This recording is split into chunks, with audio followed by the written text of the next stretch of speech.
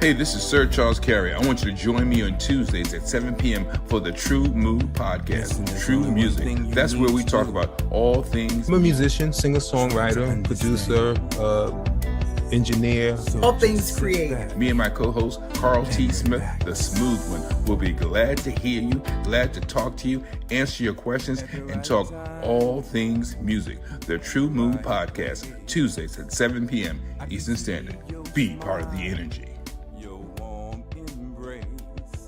I can see that thing that makes men stop, stand still, all in denial, suffer loss of will. All right, folks, we're still doing it. 2026 ain't no different than any other year. We've been rocking and rolling the TRU-MU podcast, where we talk about all things creative, all things innovative, and we just keep it coming. So the first gentleman that we're going to have come up and do a song, his name is Anthony Pryor. And even though he wasn't planning on singing the song, I'm really excited to see what he's going to sing. But I won't believe. Let me turn up the music. Let me turn up my speakers. Okay, that's cool. I'm ready. Look, let's bring him up before he decides to log off. Dr. Pryor, what's going on, sir? How are you, gentlemen? Man, grateful, right, grateful. Did you decide on what song you want to sing? Well, you don't want to hear my voice. You will lose every person you got listening to you. No, it's all good. We talk about all things creative and all things innovative, and a pleasure to have you on the program. You know, it's been a long time that we've spoken offline in between here and there, and so now we get a chance to do the thing live and face to face, man. So tell us about the young version of you. Who were you as a youngster, as a young man, or as a teen?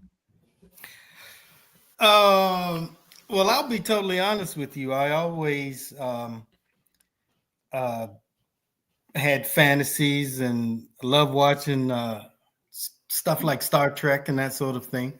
And I used to write stories. And after high school, I ended up 2 years in college, then I went into the Navy. Oh, okay. And after I came out of the Navy, I finished my degree, worked for the government for a little bit. And after that, I got into human resources.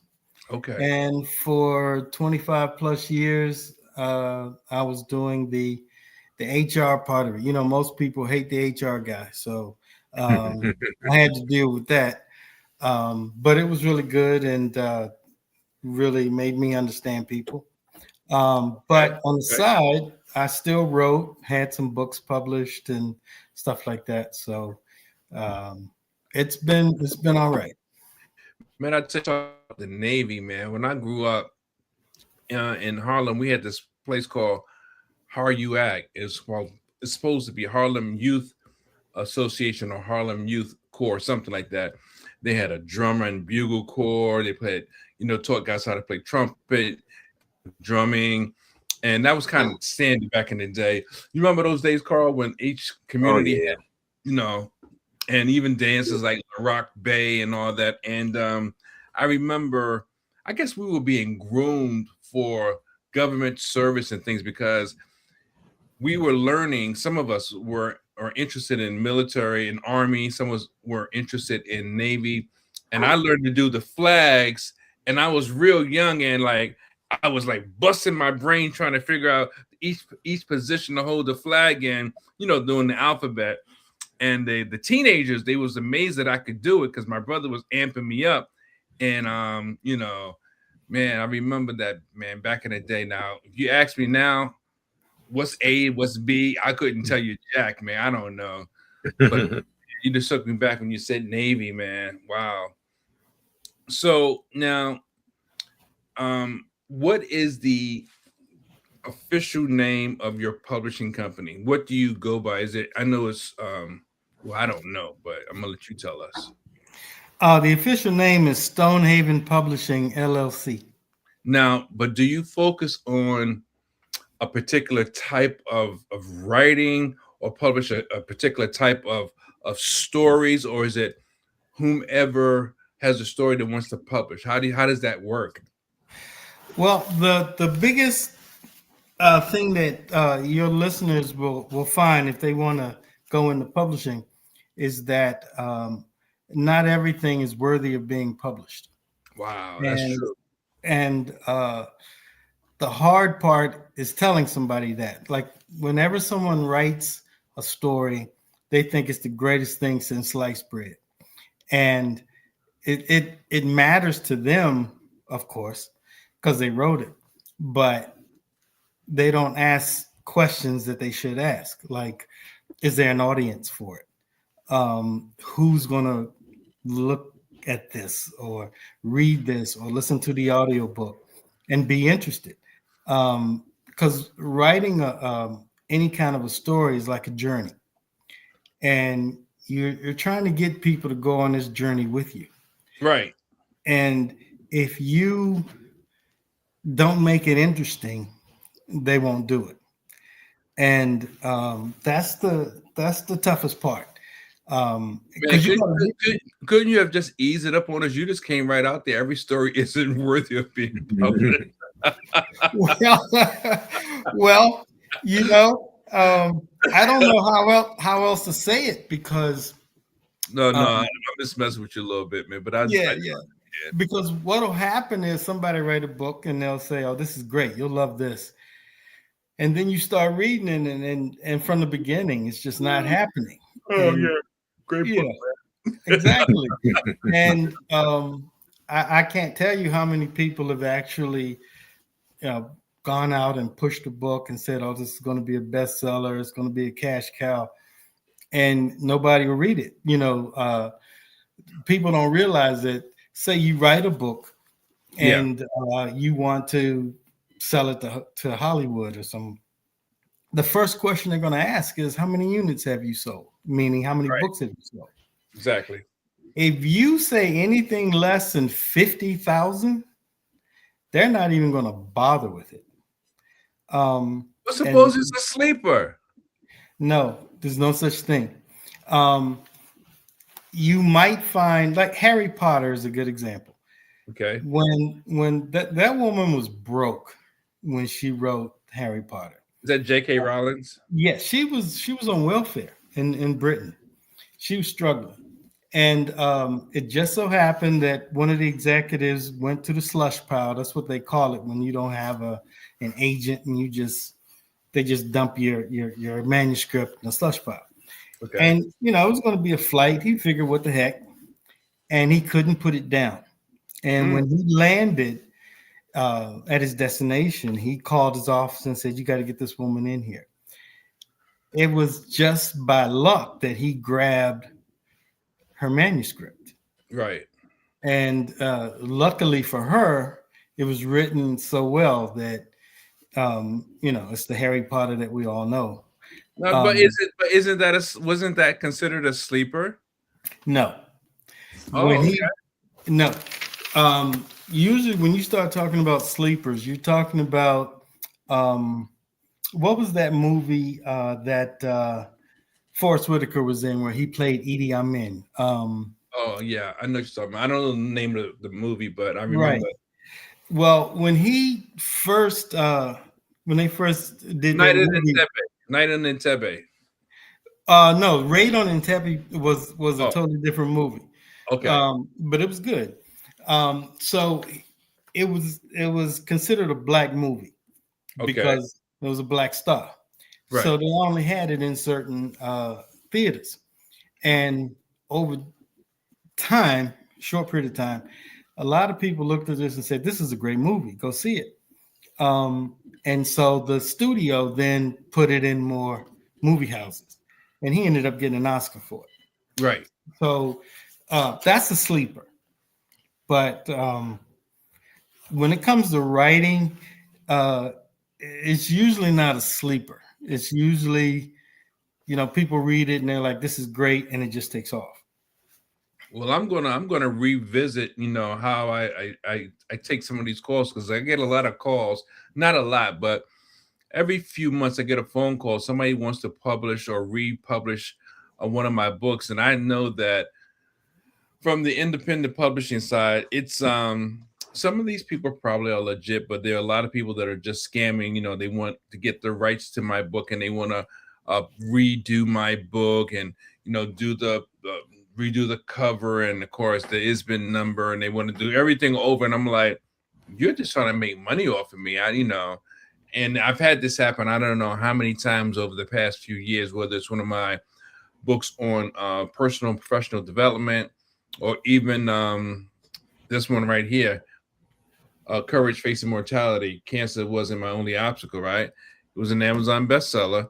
But even that, sometimes, I question when they call about it and ask me. I think, I just wanted the legitimacy of these people claiming to be from whatever the publishing house is and really wanting taking interest in my book. Now, I do know it's a good story. People that have read it have given me definitely a lot of great feedback.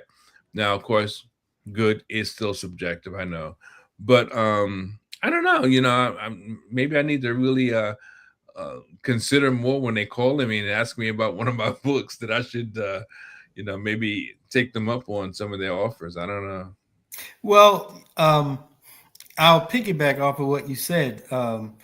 Amazon put it out and it did quite well, and you start getting these phone calls. Amazon is known for stealing stuff too. And so I'm not dogging Amazon. Any of these private self-publishing houses will actually do that, because you wrote a book, it's doing quite well, and they'll start pinching off of it, especially now with the AI stuff. Right. And so the problem is, if you're self-publishing, you don't have the distribution. Right.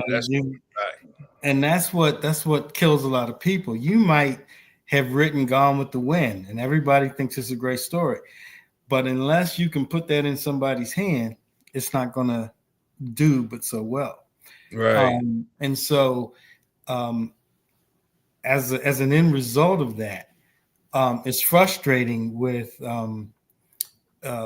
these self-publishers, because they give you the impression that you can do it all yourself, and you can't. The one thing that you need as a publisher, you need distribution, okay, because you need lawyers, not a whole team of people, but at least one literary lawyer who'll know certain things and write contracts for you. And they try to make you think, oh, we're going to push this for you. Make sure you buy the bookmarks and get the banner. And yes. And in fact, you may not remember this, but the first time you and I met, they had a Blue Jay event up at Prince George's Community College. Okay. And this was a long time ago. And you were walking around and, seeing all the different wares that people had. And you stopped by my little spot, because I had written a children's book at the time. Okay. So, but as a publisher, self-publisher, you have to push your own stuff. So you have to organize the events. You have to get your book in front of a bunch of people. And when I say a bunch, I mean a bunch. Because word of mouth is a big deal as well. Yes, and sir. So it's really tough, but kind of got off the subject when you were talking about people stealing your stuff. That happens, especially if you're writing good stuff and they see that it's going somewhere. So they try to piggyback off of it. It's just like, you remember in the old days, somebody would put out a song and it'd be really good. And next thing you know, there are like 5 different groups that sound just like this guy or this woman. And it's the same thing, because everybody sees, okay, but this is moving. So I don't know if you fish, but if you're fishing in a spot and you're pulling fish out, then everybody with a boat is coming over to where you are, because okay, you're fishing, and now they scared all the fish away. So exactly. What you got, Carl? So when you say every book shouldn't be published, is it because the book isn't written correctly, or is just trash? It's one, it may not be written well. Two, the subject itself may not be that interesting. So just as an example, say you like kittens. Not that I'm dogging kittens, but say you like kittens and you've written this story about kittens. Well, and when you do that, if your readers aren't into kittens, your book's not going so far. You know what I mean? So Right. it depends on the subject matter, and it depends on how it's written. You can't start a book with "It was a dark and stormy night." I mean, that was big 100 years ago. But if you do that now, people aren't gonna, if you do Something wrong that, with you. if you do that now, I'm sorry if my partner's a little sick. it's okay. It's okay. But all of a sudden, people are going to they're not going to read it. They're not going to want to read it. And so that was a good question. It's twofold. Sometimes the book itself is not interesting, and sometimes it's just written poorly. So when you say written poorly, I mean, I understand because I'm fortunate that I've written several books, but the structure of the book or even the wording, is that correct? That's correct. Being able to write in such a way that'll draw people in, to describe, the character to where you can see him in your mind's eye. If you're talking about somebody who's homeless and you're writing it in such a way that all of a sudden, as you're reading this book, you can feel what he or she is feeling being homeless, being cold, being dirty, being hungry. And that's what grabs people and pulls them in, because all of a sudden, they identify with your character. You're able to paint that picture so Yes. well. Yeah. So now tell me this, because I mean, I know the answer, but for those who don't know, how important is it for the editor or the proofreader to know your voice? It is important, but again, you have to, as the writer, you have to know exactly what it is you're trying to sell. And when the editor gets your material, he or she then delve into what you've written. And if you did that poorly, he or she won't be able to do that. Everything starts with the writer. And what people really don't understand is that I have to identify with this writer and the character that this writer has created. So if it's a horror story, I have to feel that fear. Right. That's the thing about Stephen King. He can write in such a way that you can feel it, and you want to turn the next page, but you're kind of afraid to. I mean, that's I don't know if you've read it, but when you read it that's a story where people they loved it so much because it scared the crap out of them.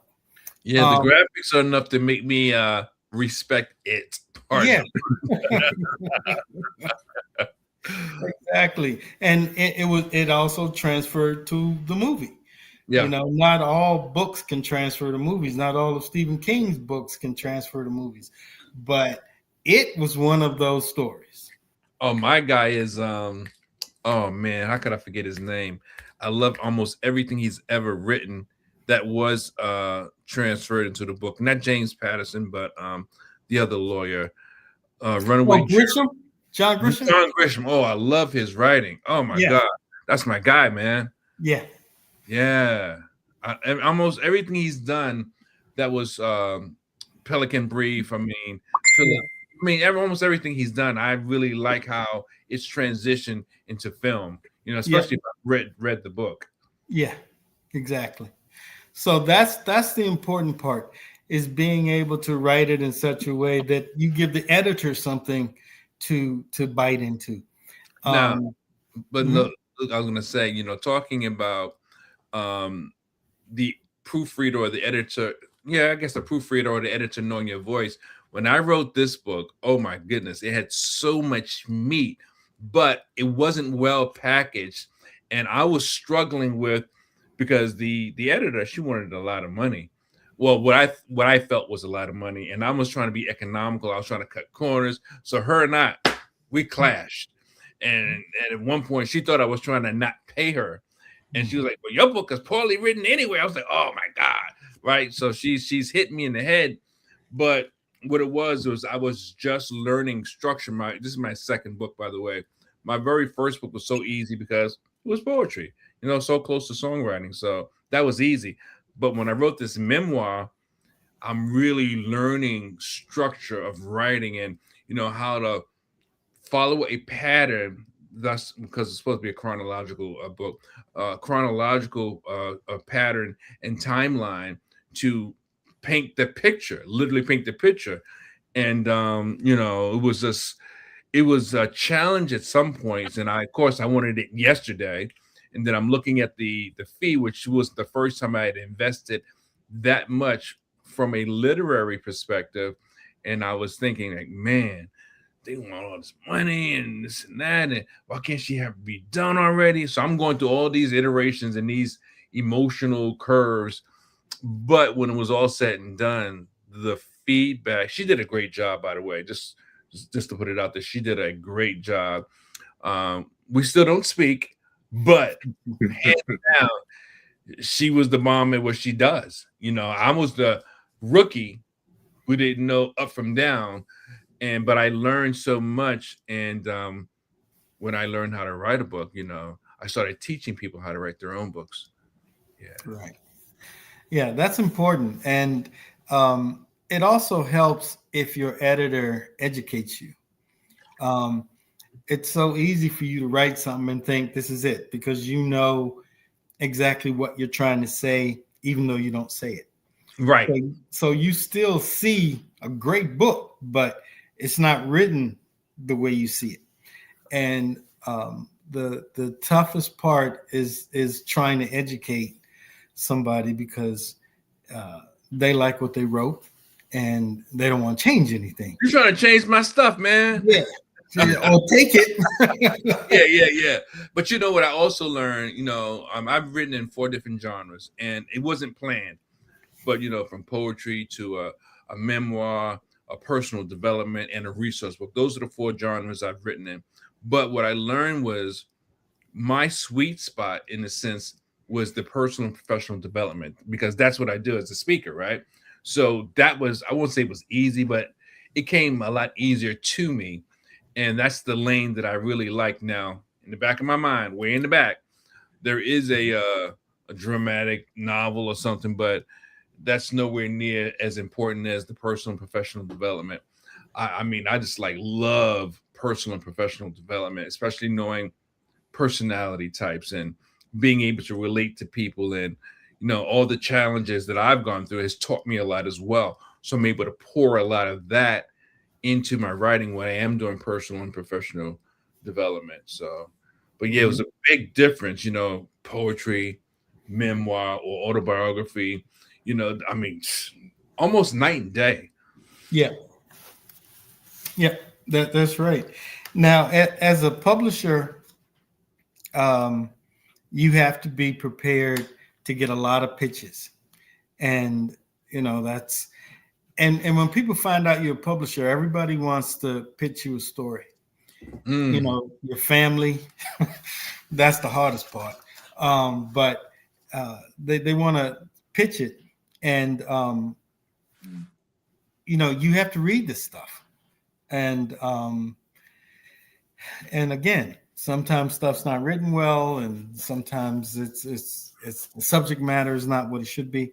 And so that creates in itself a challenge. Yeah. And that's the biggest problem. But still, you have to have events and stuff like that. Even if you decide to publish something, you have to push it. And so true. And that's the thing. So when people are self-publishing, and a lot of people are doing that now, when you're self-publishing, you have to understand that you still need a distributor, and everybody wants to get paid. This isn't because, they're not going to want to do this for free. So you have to put some money into it. And again, whether it's a good story or not, a lot of people will want to write it, want to edit it, want to help you with it, but really they're trying to get paid as well. So yeah. When I spoke earlier about knowing your voice, depending on the author and depending on the type of writing the person is doing, I kind of really was specifically relating to that because I remember certain language words in the vocabulary that I use. And if someone were to read my writing, they would know by the way the book reads if I actually wrote it or if someone cleaned it up for me. And I thought that was important. And one of my good friends does editing, and they were against me using certain words. And I was like, nah, that's the way I want it written. I don't want to take certain words out because that's how I speak. It's part of the vernacular that identifies me with who I am as a speaker. And also I'm bringing home a specific point.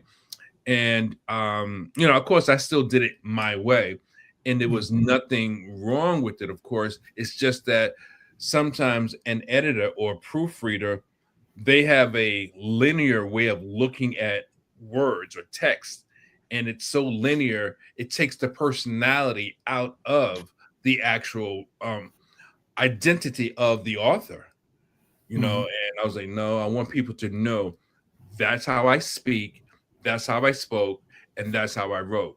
Man, Carl, is that part of a song? Can we make a song out of that? Easily. That's how I speak, and that's what I wrote. Yeah. Right. No, guy, that's how I speak, that's what I spoke, that's what I wrote. Yeah, put all of that in there, Carl. Don't be taking on words. I'm trying to change my stuff, Carl. now the one thing we hadn't talked about, we talked about the writer and we talked about the publisher.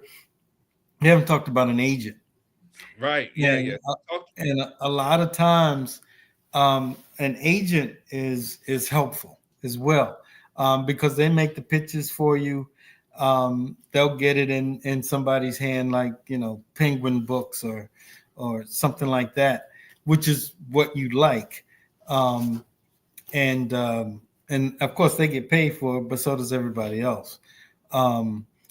Again, the problem with self-publishing, Amazon, Atticus Books, that sort of thing, the problem is that you have to push it yourself. Yeah. And a lot of people aren't prepared for that. So they'll put it out and they'll tell family and friends and send stuff to different places, but it'll never have the same reach. Yeah, for sure. And so you find yourself frustrated because you're saying, I don't understand why this book hasn't done so well. But a lot of it has to do with the hands that your book got into. Right. Now, how long has Stonehaven been out or been around? Stonehaven's been around for about 15 years. Wow. Okay.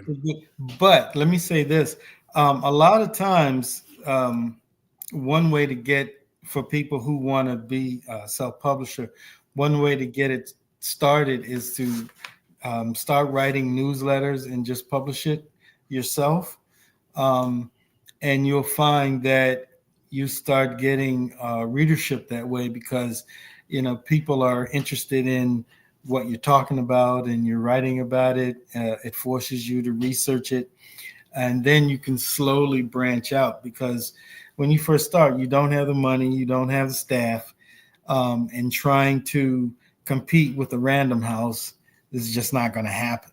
But but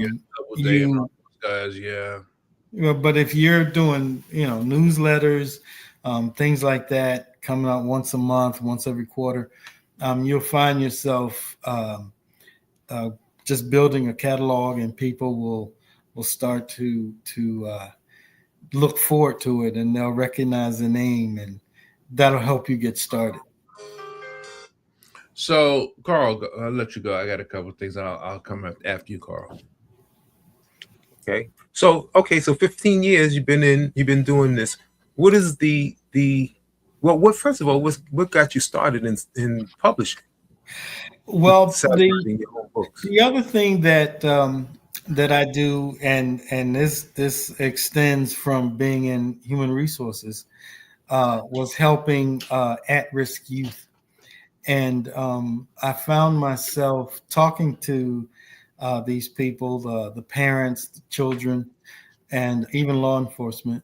And so it was easier for me to start to create my own newsletters to actually send to these folks, and they could read it at their leisure. Mhm. And that created um,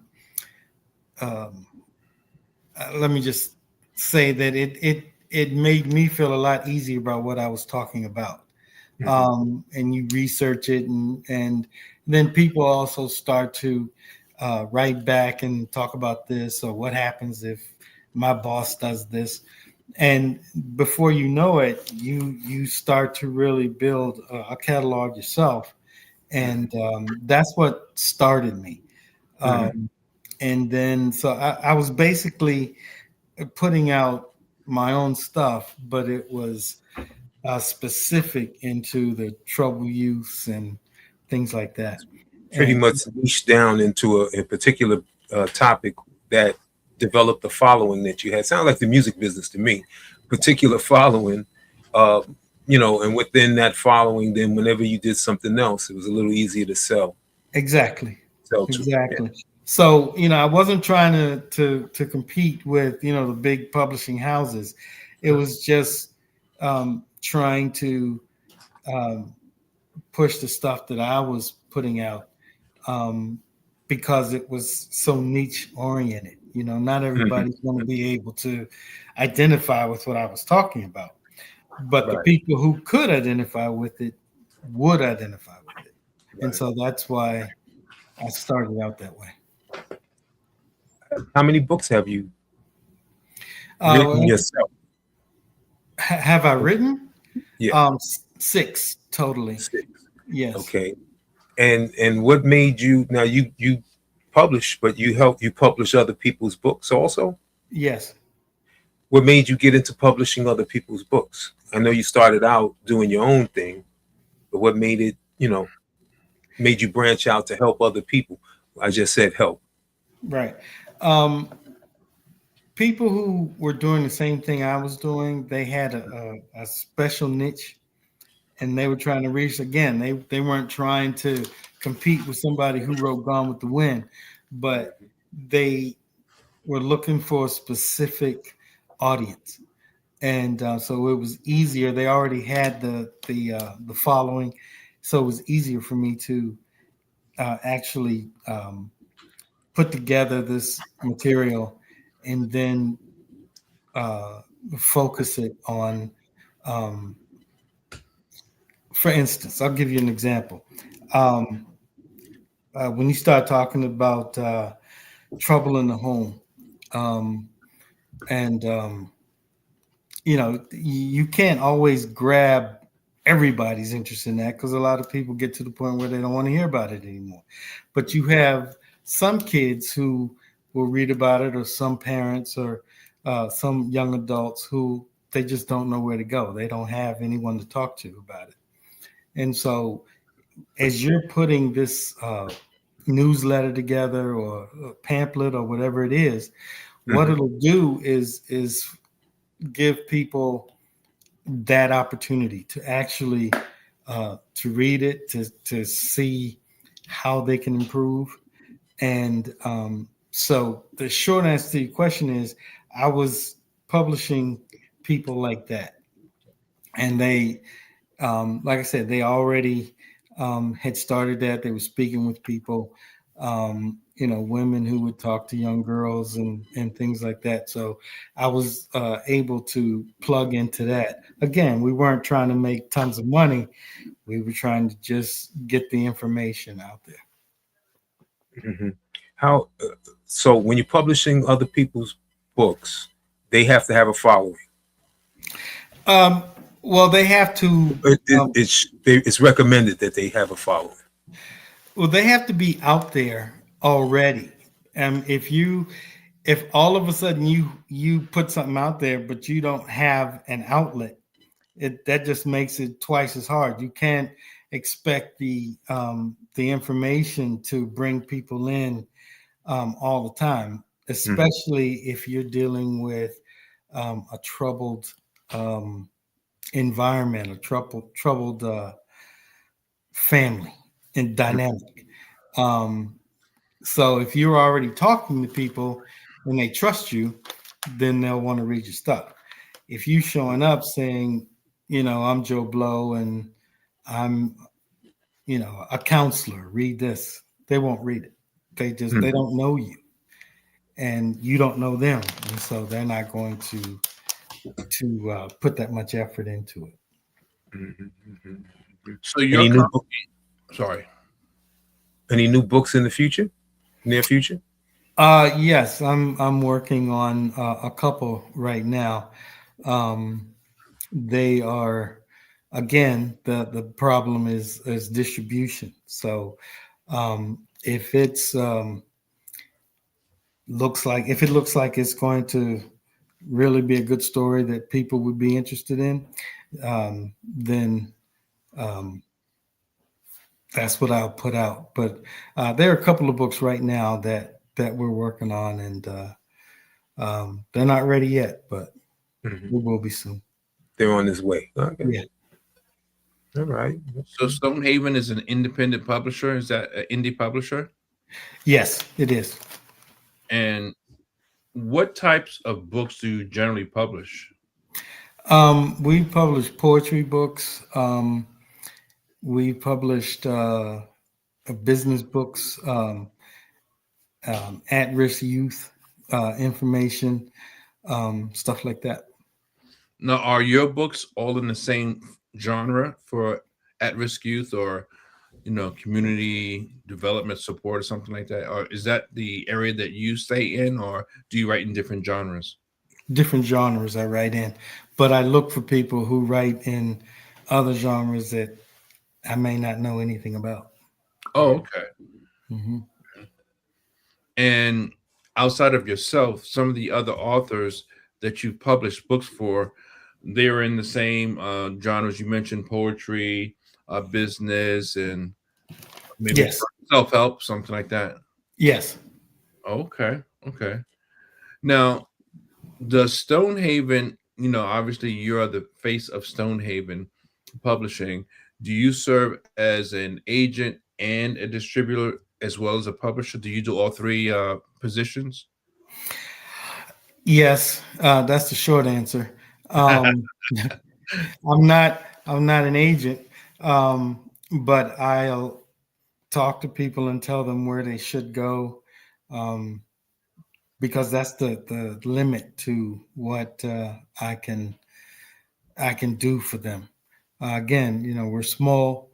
I'll help them put it together so that if you reach out to, a random house, I'm just grabbing a name for a Sure. post. But if you put it out to a random house, then they would be more likely to look at it. Or if I reach out to another agent and say, look, I think this is a good piece of material here, we take a look at it, Folks, if you're just joining us, we're speaking with Anthony Pryor. He's the owner and I would say founder of Stonehaven Publishing. And if you have any questions, please feel free to drop them in the chat or in the feed, wherever you're viewing this from. And we will definitely get back to you. Love to get your feedback, get your comments, especially if you're an author. If you're an author, by all means, share what your experience is or what your experience has been, and give us another view on the whole publishing industry, from your perspective, whether it's one book or many books. Does Stonehaven have, I don't know how often or at all do you guys do events? Now, I know you told me you were a event that when you and I met, and I was like, kind of like dusting off the cobwebs in my mind, going way back. I'm assuming that was somewhere like near Apollo Drive or somewhere back in that area. Yes. Yeah. Okay. So wow, I was able to reach. I was able to get back there, Carl, a little bit. I don't know. That was luck. Oh, look. Oh man. But do you do events because of the industry that you're in as a publisher? Do you do events where authors come out, or your authors come out, or how does that work? We haven't done an event in about 2 years because of the you had the epidemic, and then that ended. But a lot of people were sending stuff to Amazon and stuff like that, trying to push their stuff in Atticus Books, and because they wanted to hurry up and get it out. And the thing about Amazon is that you can just put together anything you want, and they will literally put it out. Right. And you could have misspelled words, and just the whole bit, and they'll just put it out. They don't right. pretend to do otherwise. And so a lot of people felt that we were too slow for them, but they didn't understand that we were actually reading the material as opposed to just grabbing it, saying thanks very much, and then just putting it out there. And also, now that AI is out there, that's a big competition. And AI actually it's getting a lot of play now, but AI has been out there for a while. And and so what's happening is AI will actually write the book for you. And the problem is that, as you mentioned about an author's voice, with AI, there is no author's voice. Soul. No, they will just put it out there. And so now people are using that, but worse, a lot of the larger publishing houses are using AI as well. Wow. And so typically for Stonehaven, is there any criteria to make a submission to Stonehaven? So for example, if I just said, hey man, I got a book idea, can I submit it? What is the criteria? What are you expecting me to do, or what do you tell me I should do? First thing I do is ask you what the book's about, or what the newsletter's about, or whatever it is you're trying to put out, and who you're trying to reach. And if that works for everybody, then I just have people just send it to my business address. Okay. A physical transfer. Yes. Okay. And then I guess the process begins of reading, proofreading, editing, all that kind of thing. Right. Okay. Do you take electronic submissions as well? Yes. Oh, okay. In fact, that's electronic submissions. To be honest with you, that's like 90% of what's going on. Just the idea of someone getting behind a typewriter is sort of cliche, and it's about 30 years ago type stuff. But you still got one of those, man? I still have a typewriter, and so now people they put in electronic submissions. So from submission to completion, what is the time frame would you assume, or just on the average? Because I know depending on what needs to be done and how much attention needs to be given to a particular project, how long does it take to get the book out? Depending on, as you said, how thick it is, how involved it is, it can be up to 6 months. Really?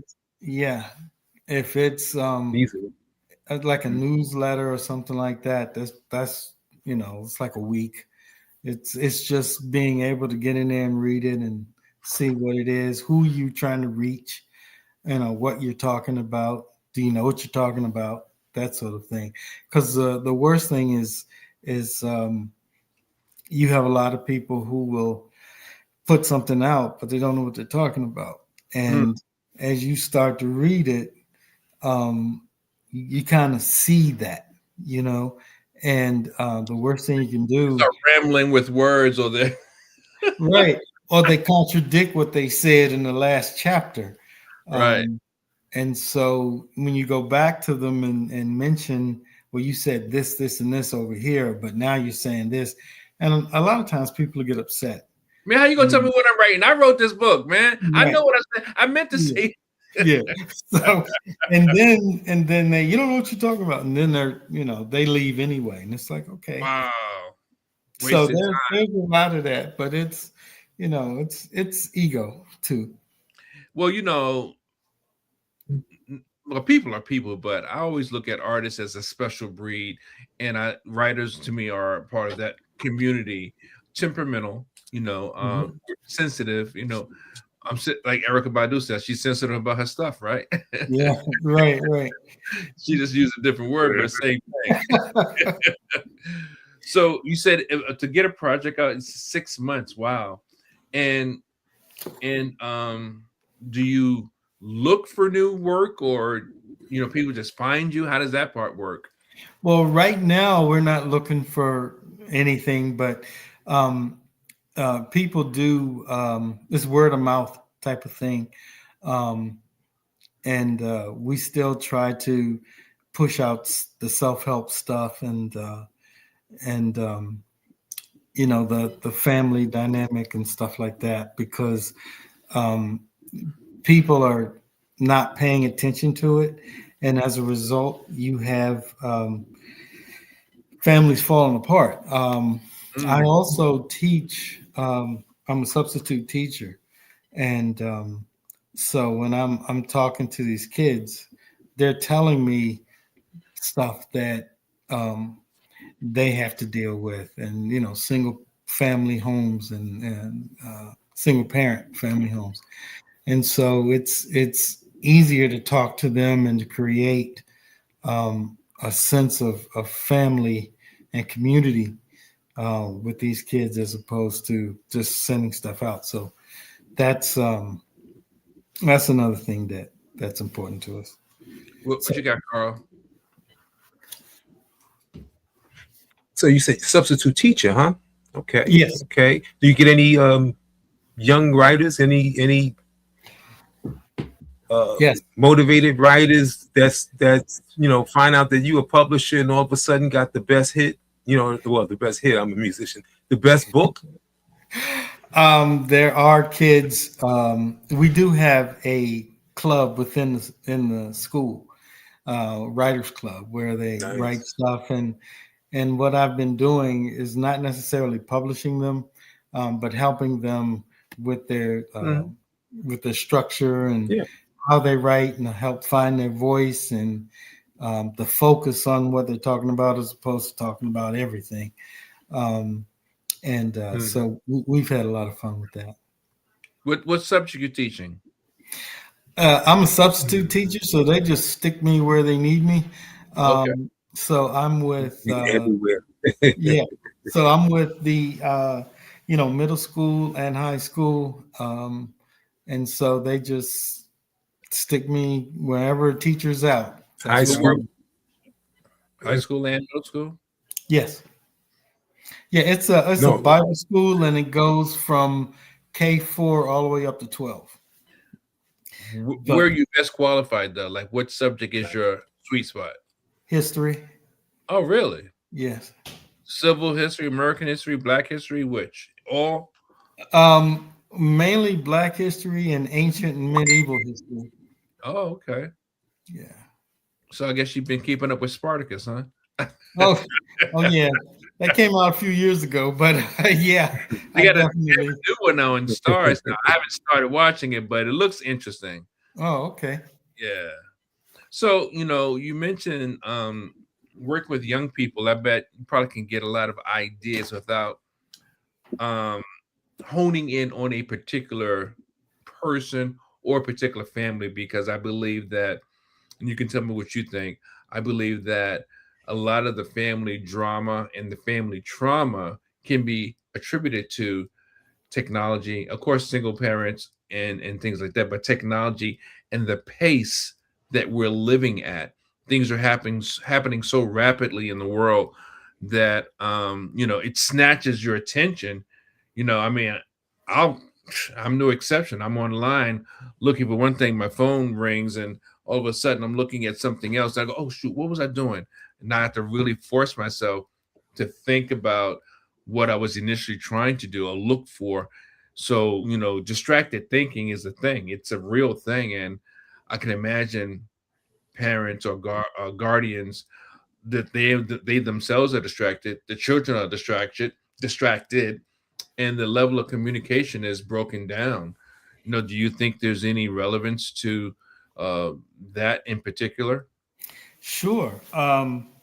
The kids where I teach, they love their devices.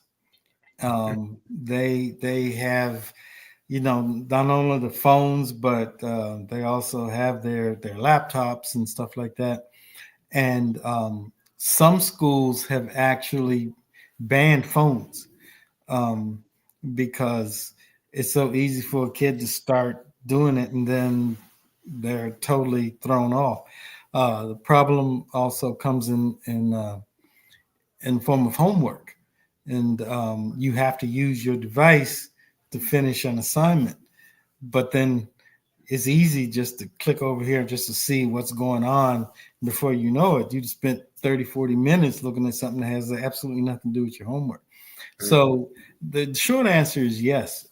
People are easily distracted, and the challenge is actually to, um, especially the kids, to have them focus on what they need to focus on first, and then they can do whatever they want. But the biggest problem in the schools is that not only will they play with the devices, but then they'll also um, film what's going on in the classroom. Teacher doesn't know it, and then they're doing that. So that's a problem, which is why a lot of schools have stopped it. So, yeah, it is a distraction. Yes, it is. So, what you got, Carl? Get something. You ever think about uh, creating a course for wannabe publishers, wannabe writers, wannabe anything? Well, not publishers, but I have talked to people and had classes on writing, how to find their voice, how to focus, how to make a story interesting, how to be a wordsmith as opposed to just putting down words and just hoping that it sticks. But publishing, no, I haven't done that because publishing is so much more involved.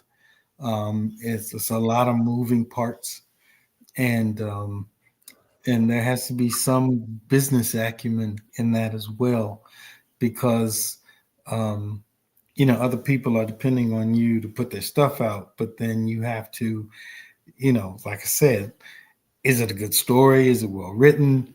What are you talking about? So that's a lot harder. But as far as writing itself, I have done that. Yes. Well, I'm going to challenge you, Anthony. Um, you're probably right in a lot of cases, but maybe that author, whether it's a good story or not, they just deserve to have it done because it's something that they've never accomplished. No one in their family's ever done it.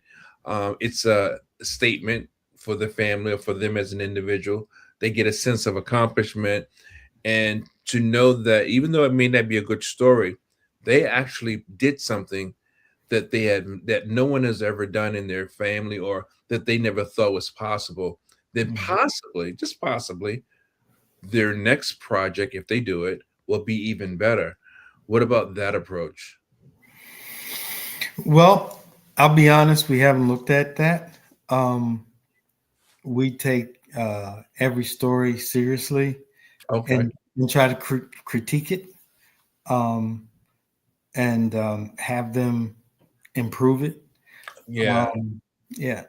Um, I'll be sure not to send my stuff to you, man, because no, no, no, I'm only kidding. I'm only kidding. I think what you're doing is very worthwhile because as an independent publisher, it's great to know that there's someone that I could reach out to, me or anyone, as an indie, uh, that someone that can hear my stuff and maybe help me where I'm crippled, help me get my project, make my project even better. So I think it's great that we have independent publishers such as Stonehaven. So, honestly, kudos to you for doing what you've done with or without the fanfare.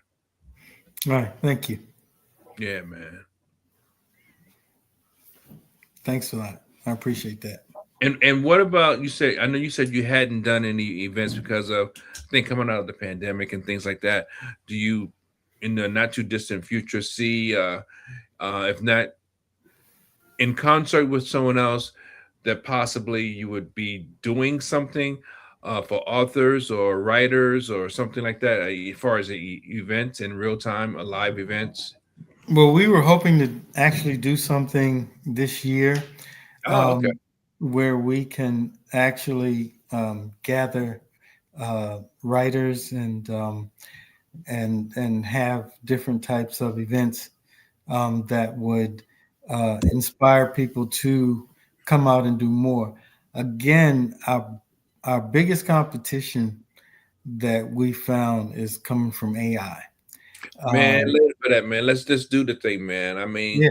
you're in the DMV, right? Of course. Mhm. So let me know when you're planning on doing it. I don't know how involved I can be, but I would definitely like to help put the word out, if possible, be a part of it. I've written 7 books myself, so I definitely support authors and the ability to tell your story. And I think it's just it's almost like a lost craft.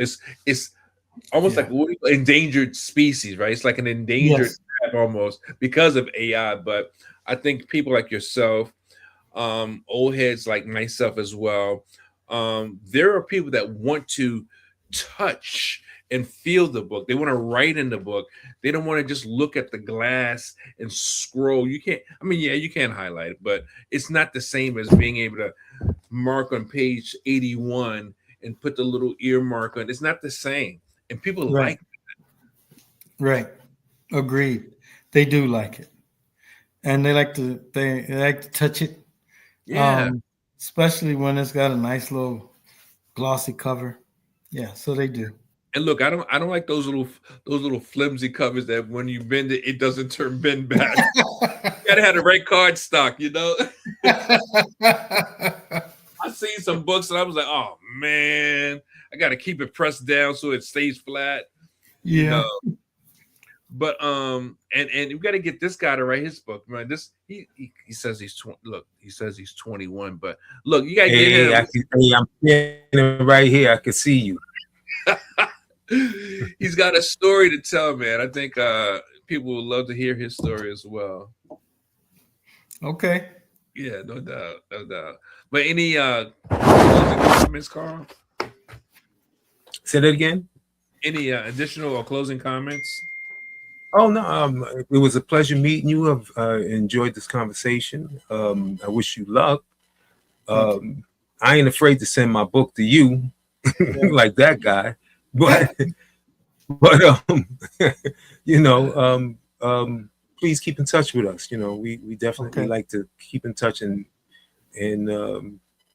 possibly help in anything that we can.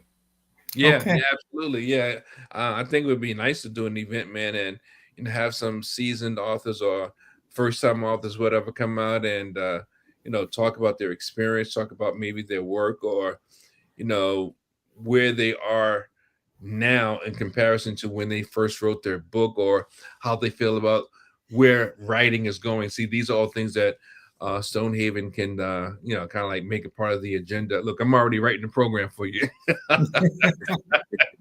I can't help it, man. That's just how God wired me. I get so many ideas, and I they're not for me. So give them to the person that can benefit from it. But I'm just grateful that I got a working brain that I can think of things that others might not, stumble upon yet. So whatever, it's Okay. fine. Yeah. Okay. But yeah, folks, if you have any other comments, please, by all means, please leave it in the feed. We'd love to get back to you and hear your feedback and share what you thought about today's conversation with Stonehaven's Anthony Pryor. And until the next time, got to radiate the brain and change the game. See you guys on the back end. All right.